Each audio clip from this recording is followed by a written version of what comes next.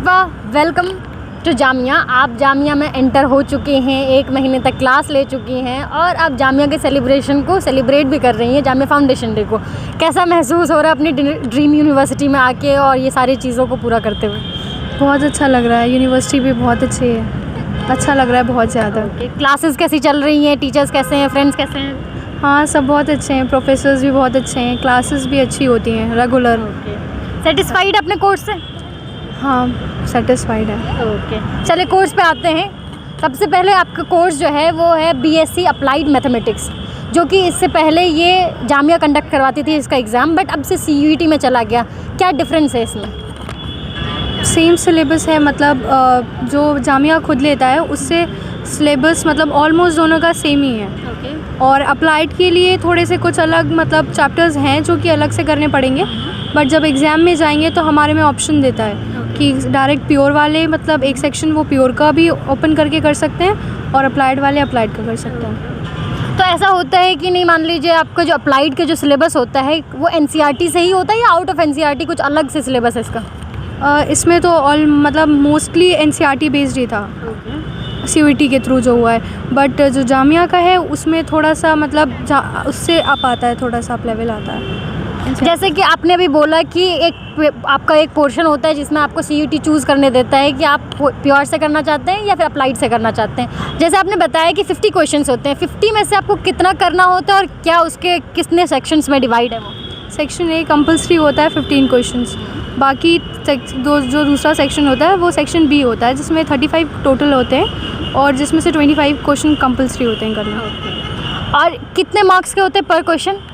पर question 5 marks होते हैं। नेगेटिव मार्किंग भी है?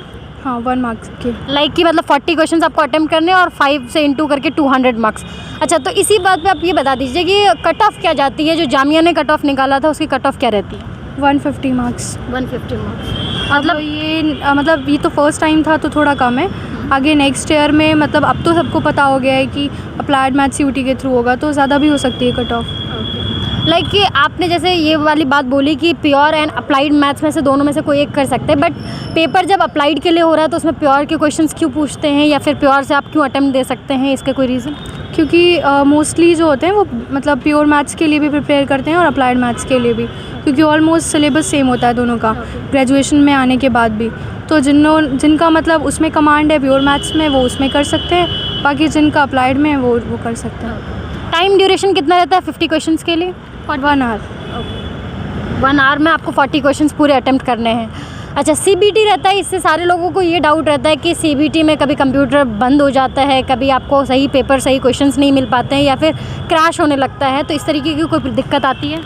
इस तरीके की दिक्कत आती है तो मतलब वहाँ हो जाता है और आपको टाइम एक्स्ट्रा दे देते हैं। वहाँ वो सारी चीज़ें वो लोग हैंडल करते हैं, तो अकॉर्डिंग टू सिचुएशन मतलब टाइम वो पॉज कर देते हैं, तो उसमें आपको टाइम दे देते हैं। अच्छा, कुछ बच्चे से है कि जो रिमोट एरियाज़ है, जिन्होंने कंप्यूटर कभी देखा नहीं है, वो फर्स्ट टाइम कंप्यूटर में अटेम्प्ट करेंगे और ये सीयूईटी जो है ऑलमोस्ट ज़्यादातर पेपर सीबीटी ही है, ज़्यादातर क्या पूरा कंप्यूटर बेस्ड ही पेपर है, तो ये कितना डिफ़िकल्ट होता है? ईजी होता है, डिफ़िकल्ट होता है या नॉर्मल होता है?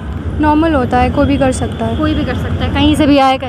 यस मैम, कोई भी कर सकता है। पेपर का जो लैंग्वेज होता है वो क्या है? हिंदी, इंग्लिश या फिर उर्दू या फिर अपने हिसाब से अपने रीजनल लैंग्वेज के हिसाब से? इंग्लिश। पर्टिकुलरली इंग्लिश, कोई दूसरा नहीं होता है? मतलब आप अकॉर्डिंग टू जो लैंग्वेज कोर्सेज होते हैं जो अलग अलग मतलब एरियाज से होते हैं तो उनमें तो होता है चूज़ करने को, बट इंग्लिश होता है ना कि वो सब कोई मतलब कर सकता है, तो इंग्लिश उसमें होगा।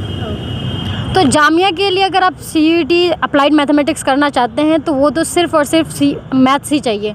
अगर आप दूसरे यूनिवर्सिटीज़ के लिए अगर आप बीएससी में अप्लाइड मैथमेटिक्स करना चाहेंगे तो उसका सिलेबस क्या है या फिर उसका डोमेन वगैरह क्या चाहिए उसके लिए? वो जो अलग यूनिवर्सिटी की सबकी अलग अलग डोमेन्स होती हैं, जिसकी जो होती है, जैसे कि दिल्ली यूनिवर्सिटी के लिए है कि एक लैंग्वेज आपको चूज़ करनी है, जैसे कि इंग्लिश चूज़ कर लिया, बाकी फ़िज़िक्स केमिस्ट्री 2 उसमें डोमेन में सब्जेक्ट चूज़ करने होते हैं, बाकी मैथ्स तो कंपलसरी अगर वो लेना है तो।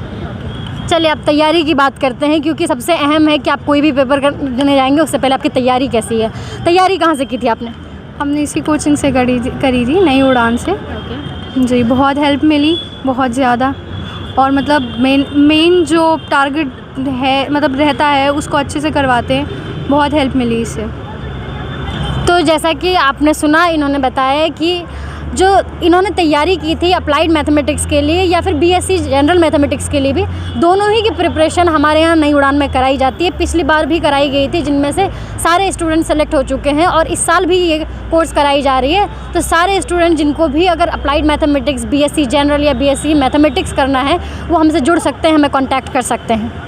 तो आप इतनी सारी अहम जानकारी दे चुकी हैं। अब आखिरी जो हमारे अपकमिंग एस्पिरेंट्स के लिए सबसे अहम जानकारी है वो ये है कि आपने एक पेपर अटेम्प्ट किया, एक्सपीरियंस किया, उन सबको अपने एक्सपीरियंस के रिगार्डिंग क्या इन्फॉर्मेशन देना चाहेंगे, क्या स्ट्रेटजीज़ बताना चाहेंगे, कैसे तैयारी करनी चाहिए उनको?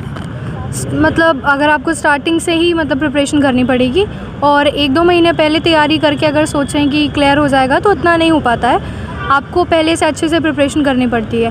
बाकी आपको मतलब PYQs लेने पड़ेंगे पास्ट ईयर के, सबसे ज़्यादा हेल्पफुल वही होते हैं और मोस्टली चीज़ें उससे कवर हो जाती हैं। तो अगर आप जामिया के लिए प्रिपेयर कर रहे हैं तो उससे आपका 100 आउट ऑफ 99% श्योर कि आपका ये CUET वाला निकल जाएगा। मतलब जामिया के कंपेयर में बहुत ईजी है? हाँ, जामिया के कंपैरिजन काफ़ी ईजी होता है। अच्छा, क्या इसमें सिलेबस में 11th और 12th दोनों रहते हैं या सिर्फ 12th? नहीं, 11-12 दोनों रहते हैं। और जो सिर्फ जामिया का पेपर होता है उसमें थोड़ा सा अप लेवल होता है, मतलब सिर्फ NCERT नहीं होता।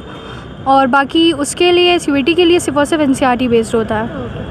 चलिए, सारी अहम जानकारी देने के लिए बहुत बहुत शुक्रिया शिफा आपका, और हमारे चैनल को कांटेक्ट करने के लिए भी बहुत शुक्रिया। Thank you.